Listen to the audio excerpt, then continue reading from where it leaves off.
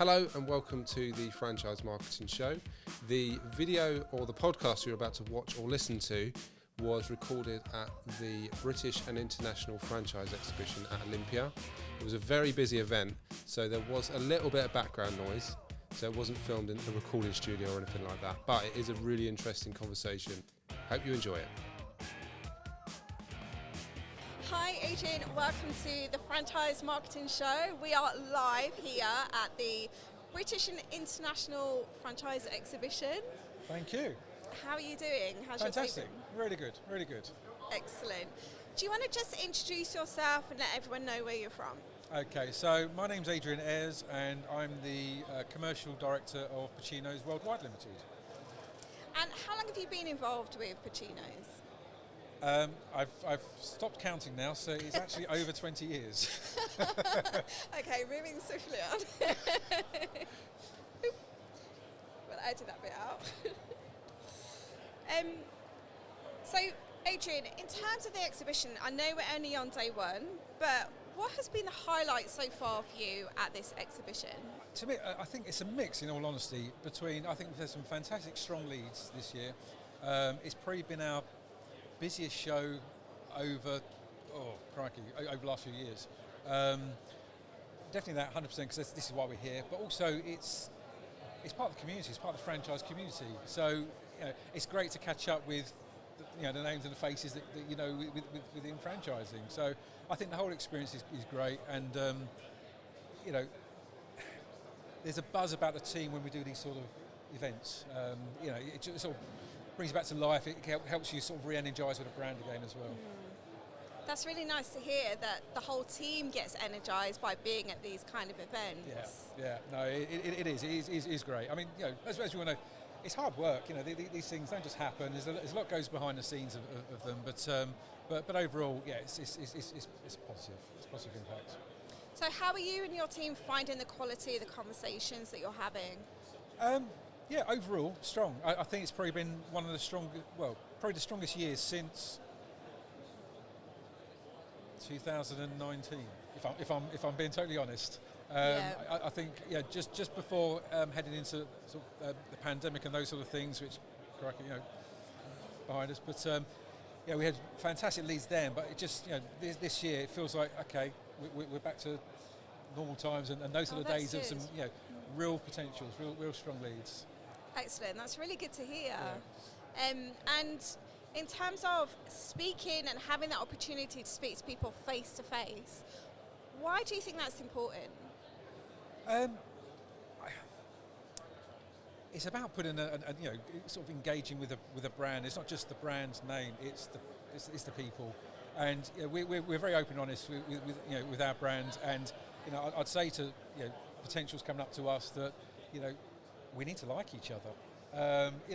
If you don't like me, then this isn't going to work. If I don't like you, it's not going to work. That's it. I want to sit down with any of our franchise partners in 5-10 years' time and have a cup of coffee and sit and enjoy a conversation. It's a long-term relationship, so you only know that by actually meeting people face to face. So it's hugely important. Yeah, and is that why you come back time and time again to the exhibitions? Yeah, it is. I think the whole process of it, I think I've come to learn over the years of doing these shows, was that it's a whole marketing piece in itself. So it's the lead up to the show and the content it gives you for the show, the actual event itself, and then the after. So I think it just feeds that whole marketing you need to do as a brand anyway. But if you can get some conversions of some franchises throughout, then fantastic. If not, it's still a positive, in all fairness, in our mind. Yeah, it sounds like it. Yeah. So, Adrian, in terms of Puccino's, tell me a little bit about the brand itself. Okay. Obviously, you've got coffee. I have coffee. So we are the coffee brand. Puccino's is a coffee brand that we are at travel locations across the southeast and home counties, and it's about the commuter belts coming into town. It's more the smaller footprint styles of sites that we tend to have. Currently at travel locations on the rail network. We're looking to expand into leisure and in other sectors. The brand will fit very well with those. But this model works well for us. So we'll continue that way.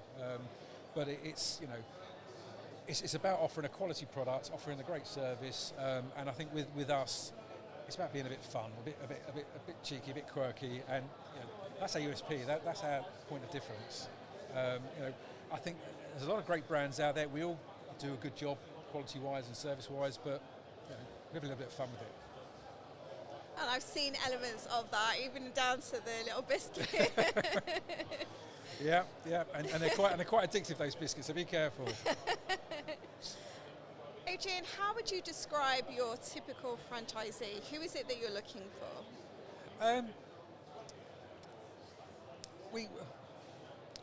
In all honesty, there's a mix. It works both ways. We started the business with more owner-operators, the mums and dads, and it works well, and we've still got those within the business, and there's still room for them to continue within the business.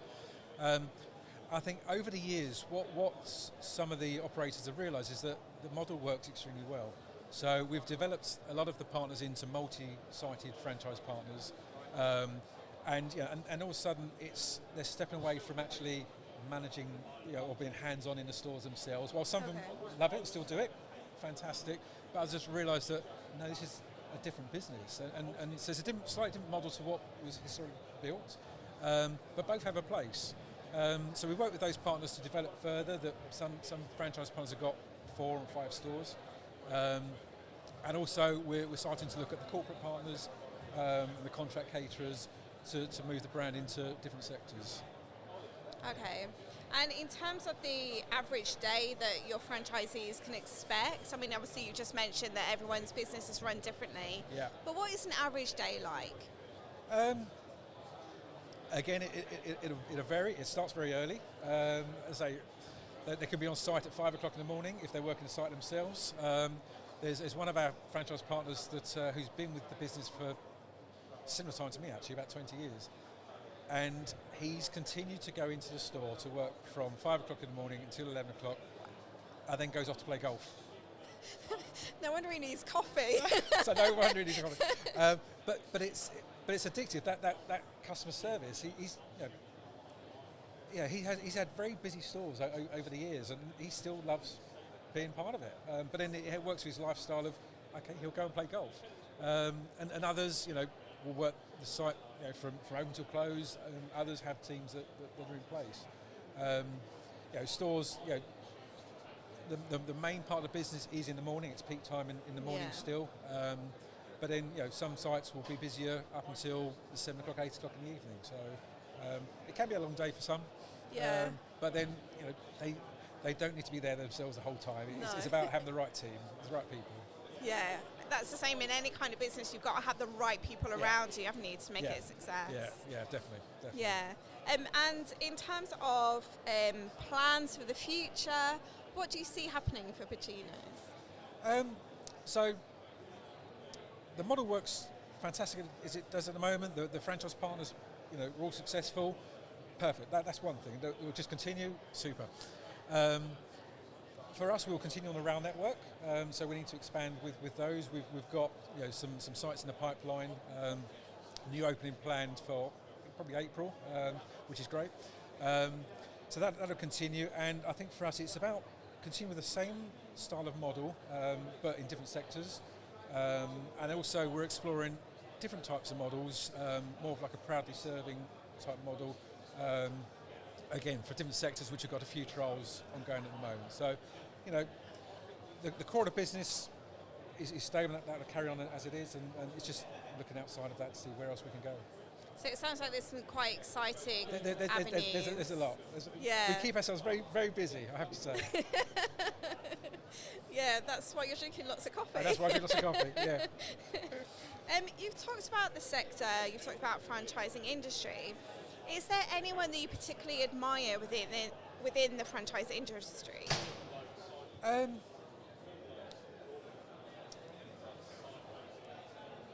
just put you on the spot. You really have put me on the spot. So it's probably going to come down to some of the big players out there. whether it be the McDonald's of this world or the Costa Coffees. Look, we're a great business. We're a successful business, but we're a lot smaller. And I think for us, looking at those sort of brands, and you think if they can keep consistency within their business, being the size that they are, I think that's what I look to think. Yeah, well done, well done you. And whether it be within the franchising or whether it's just the coffee sector, it's just that consistency with those sort of brands. Thinking, okay, that takes work. Yeah, that really does.